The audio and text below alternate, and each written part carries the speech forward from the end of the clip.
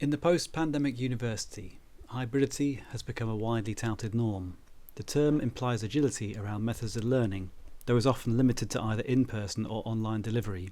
Despite the claim, hybridity is never truly so, and is compromised further by a framework of centrally enforced metrics which divide teaching into inflexible categories based around time or subject scope. A more radical form of hybridity proposed by Colin Ward and Anthony Fison was a pedagogic dynamite which would explode the school into the urban environment. Their solution was environmental education, or street work, a learning approach that identified rich reservoirs of possibility in the everyday. As part of a 2-week project Drawing Out, staff and students from BA Honours Illustration at Leeds Beckett University decamped from the studio to an open stall in the middle of Leeds Kirkgate markets. In keeping with Ward and Fison's approach, the residency actively invited these hybrid overlaps and their associated opportunities for learning. Drawing Out encouraged experiential encounters that would not have been possible had we been on campus. Cultural conversations, a pirate radio station interview, and a visit by Indigenous artists from the Amazon. Each experience offered the students and staff new perspectives on their learning. Drawing critically upon the project, we will present a reflection of what took place, advocating for further explosions across academia in order to foster more meaningful opportunities for learning inside and outside of the institution. From the 26th of February to the 7th of March 2024, students and staff from BA Illustration at Leeds Beckett University relocated their studio to an empty stall in the middle of Leeds Kirkgate markets. The idea was an impulsive one. This would be called Drawing Out, a project where we would spend 2 weeks on location doing just that, drawing out. There wasn't a plan or an expectation, just preparation. We would assemble materials, commit to an activity, and see what happened. The illustration course often used the local markets as a rich cultural opportunity for learning, taking regular trips as part of modules which explored narrative. It's a unique site within Leeds, as Penny Rivlin and Sarah Gonzalez write. Kirkgate Market is a spectacle of cultural difference, encapsulating public multiculture, not reproduced elsewhere in the city centre. The market's dominant aesthetic is of bustling eclecticism. On busy days the market assumes a vibrant carnivalesque ambience of orderly disorderliness. The concept for Drawing Out arrived during a previous visit to the market, where we had tasked ourselves with making observational drawings of the sights and subjects around us. Our intention was to undertake this activity as inconspicuously as we could, sitting away from the main footfall. However, as we sat and sketched, the opposite occurred. This inactivity was unusual in a busy, bustling market, and created intrigue and curiosity with market-goers and traders alike. People began to notice, and engaged with us directly, asking what we were doing and why. When we explained that we were drawing, people shared their own, often suspended creative experiences. I tried drawing once. I tried drawing my door frame, but it was too difficult. I gave up. In doing something different in the space, in this case drawing, we realised that this atypical activity invited interesting encounters and was an opportunity for candid cultural exchange. As such, we made the decision to return, looking to spend longer in the space in order to unlock new social possibilities for learning. Our own residency maps instinctively to street work, an educational approach set out by Colin Ward and Anthony Fison, who advocate an exploding school that moves outwards to the people and environments around them, where students engage in education in spaces outside of the classroom. This incidental school was a reaction to the active removal of young people from the everyday environment by a rigid society, only to be reintroduced when they'd been sufficiently educated. Such segregation removed important opportunities for learning that the town and city could offer. Street work was an opposite to the restrictions of the classroom, as Ken Warpole writes. The point was to help get children out of school and into their communities, to talk to local people and explore their neighbourhood, its amenities and utilities, and understand how buildings, streets and landscapes and social life interact. Illustration at Leeds Beckett University is delivered in a former art school, now part of a larger, more corporate institution. Much like the educational context within which Ward and Fison write, the fluid open pedagogies of the art school are hamstrung by capitalist metrics that mould teaching into standardised compartments of time, subject scope and level. In stepping out of the university, this opens up a chance to disrupt the relationship of learners and teachers to the possibilities away from the economic drives of the institution, the perceived expectations of a curriculum, and the behaviours shaped by the classroom. Street work is aimed mainly at the urban environment, though nowadays any attempt to stage learning within a city centre would struggle against a capitalist backdrop, where ethnographies are hidden behind a more dominant consumer culture. Being in the market during this project turned out to be an opportunity to visibly step outside of the market, in a way to experience not being a consumer in the city centre. Increasingly, these are spaces where culture that sits outside of profit-making has been shrunk through privatisation, state-led gentrification and the impact of austerity. It's important to note that Drawing Out wasn't explicitly funded, with the exception of support in kind. Kirkgate Market offered us the space for free, and were happy as long as an interesting activity took place, and this was tagged and shared across social media. The market regularly hosts happenings with artist groups, such as Leeds' famous Art Doctors, facilitated by a dedicated events and outreach manager. We acknowledge that being employed by a university is accompanied by certain financial support in the form of materials and part of the preparation, emailing, risk assessment, etc., was covered by allotted teaching-related activity. The absence of funding meant that there were no external stakeholders who had a vested interest, nor was there a specific expectation of what would happen.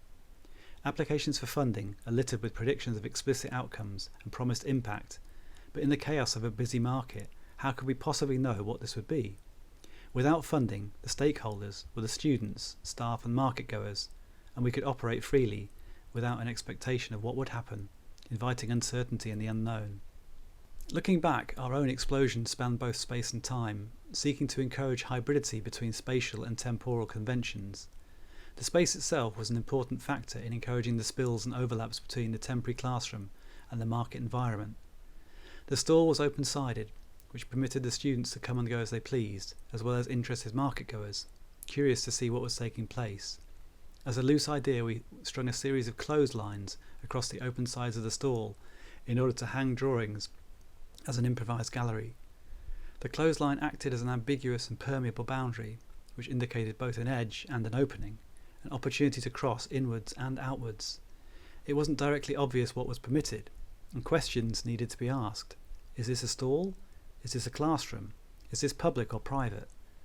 Can we join in too? This criticality took on both indirect and direct forms, from a fleeting peep through the clothesline to engagement in conversation between students, staff and market goers. Questions received include: what were we doing? Where were we from? Did we work for the market? Can we join in too? Such critical encounters allow students, staff and market goers alike to think differently about the environment and what could be done with it, seeing it as a rich social, cultural and educational resource. Ward draws upon the work of Paul Goodman as the basis for street work, who advocates for a similar questioning of one's environment, outlining, if you want to make the best of it, you've got to be able to criticise it and change it and circumvent it. Initially we stuck to the expected academic timetable that students were used to, 11 AM until 4 PM with an hour for lunch. Even time outside of the sessions presented an opportunity for discovery, particularly in terms of food and drink. The market offered a wealth of global cuisine without the polished veneer of the high street chain. As the residency progressed, our collective approach to time loosened, where attendance was not enforced, just acknowledged. If the students were present, we would set drawing tasks in and around the market, but equally they were free to come and go as they pleased, joining in with the activity or not. As time became less formal, the students adopted their own timetable, often arriving ahead of the conventional start time, to engage with the space on their own terms, making individual observations and connections. One student began to integrate these personal experiences with their own habitual journeys to the city.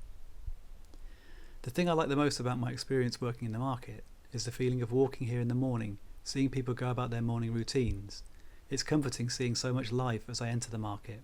I catch snippets of conversations, the smell of different foods, and the sounds of people working. It feels like I'm watching little random episodes of people's life. I love to listen to music in my headphones as I walk here, and when I see people, my mind incorporates them into the song, giving them little narratives. During the residency, we used drawing as a tool to invite social encounters and connect with the public. As well as being a pop-up exhibition space, the stall acted as a field station for students to return to following reconnaissance trips to understand and explore the market. We improvised small clipboards out of greyboard and cartridge paper, held together by a clothes peg. Drawings that were brought back were hung on the clothesline to reflect our observations outwards. Initially the exhibition was made up from those made by the students and staff, but later included pictures contributed by market goers in response to seeing our drawings as an invitation. These were hung without judgment, all contributions were accepted. Drawing out unlocked a wide variety of different encounters, from a fleeting compliment about a student's dyed hair to a 2-hour interview for a pirate radio station. Engagements were one-offs or repeated where market-goers would return with something or someone, expanding the cultural exchange wider beyond the walls of the market. People came back with drawings they'd spent the evening working on, or family members that also loved to draw, but had since given up. Of these encounters, one student observes, "It's nice to hear what people are passionate about and what they like to share upon meeting others. I also just like how friendly everyone is at the markets and the sense of community. It's nice to work in an environment with constant noises and chatter. It's a reminder that there are constantly different stories and interactions happening around us. Whether it be big or small, significant or forgettable, it's nice to see parents taking the kids around, showing them the hustle and bustle of places like this, people working, etc., while still letting them have fun and roam around. This is something very important to have in your childhood. I believe in order to be able to go out and talk to people and go to places independently when you're older." If there was a climax to the interactions, not that there was a value judgment, it would have been an episode where delegates from an Indigenous summit happened to chance upon our residency whilst they were walking from the bus station, through the market, and up to the University of Leeds where their event was taking place. These were artists from South America who just happened to choose one route of many which by chance went past the drawing out field station. The group stopped and observed before sending over one of their counterparts, who asked, "My friends would like to know what you're doing." Language could have been an obstacle, they didn't speak English. However, one of our students spoke Portuguese and acted as a conduit between us. Lots of people came in. It was very busy, and they all wanted to make or draw something. One of our students translated, as I didn't speak or understand English that well. One thing that stood out was the power that emotion held here as a means for direct and indirect social connection. Engagement in this way ranged from distant observations to often tearful conversations where strangers would open up. One student reflects, "While looking at a small antique shop outside, a lady came off her phone. Someone had called. She acknowledged something they said and bid them goodbye. Her friend put her hand on her shoulder and looked at her for news. The lady shook her head. I didn't hear the rest of the conversation, but as I walked away, I heard her cry out. When I looked back, they were holding each other." Another encounter resulted in a moving conversation for both parties. A woman is keen to show some photographs on her phone. These were paintings she'd made recently of landscapes and seascapes. She was excited to talk about the paint and effects that she was trying to capture. We talked about expressive marks and the boldness of the colour she'd used. She added that she had studied at our university many years ago, that her parents had wanted her to study engineering, and she'd gone along with this, although her real wish had been to study art. She continued that now she was 40 years old, working as a cleaning supervisor at a nearby hotel, but with a love for creativity that she'd never had the chance to pursue. In another swipe of her phone, she landed on some little knitted characters that she'd made with her mum just before she'd passed away 2 years before. She began to cry and talked about how she'd looked after her for 10 years of illness and placed her own life on hold during the time, of her sadness of now finding herself alone, without a family or a career that she could enjoy. We talked about her finding a community, looking for a local art class, and meeting some like-minded people to paint and draw alongside. She apologised for being upset and had surprised herself at how emotional she had been. Seeing our activity with the students and having a chance to show something she'd made and felt prideful became an opportunity to talk about something that she hadn't shared with anyone else before. "It's been emotional," was the sign-off that Brother Slick from Jump On Jump In 24/7 online radio used to close his interview with students and staff, and this was key to a conversation where interviewer and interviewees discovered more about themselves and the world around them than they'd initially bargained for. Emotion is not observed as a meaningful, valuable currency within mainstream education, often seen as outside of professionalism and wholly absent from learning outcomes or the metrics set to capture them. Deborah Kidd writes, "We need to attend to the idea that emotions can drive learning in positive and constructive ways. For drawing out, this was central to fostering cultural connections made possible by chance encounters and conversations between students, staff and the market goers." It is clear that within contemporary higher education there needs to be a redefinition of hybridity, one that advocates for and supports a more exploded approach to how learning takes place. Our residency in the market demonstrated that for this to be meaningfully adopted, we need to do something different, abandoning expectation and committing to the inevitable uncertainty that loosened approaches will bring. We must dismantle the segregated structures of the standardised university, module, level and subject containers, learning outcomes, and the associated metrics that insist that these are enforced. Doing so, we can create an ambiguous site of learning, a truly hybrid space where what we offer in the overlaps can be exchanged, our experiences, interests and dreams, for conversations, stories and discoveries. Such encounters would not have been possible were we to be situated on campus, in the classroom, all of which help us to think differently about ourselves and the environment that we occupy. For an exploded art school, learning is social and emotional, operating on a connective human level. As educator Michael Young states, the curriculum is not just a body of knowledge, it's a group of communities we must encourage our students to join.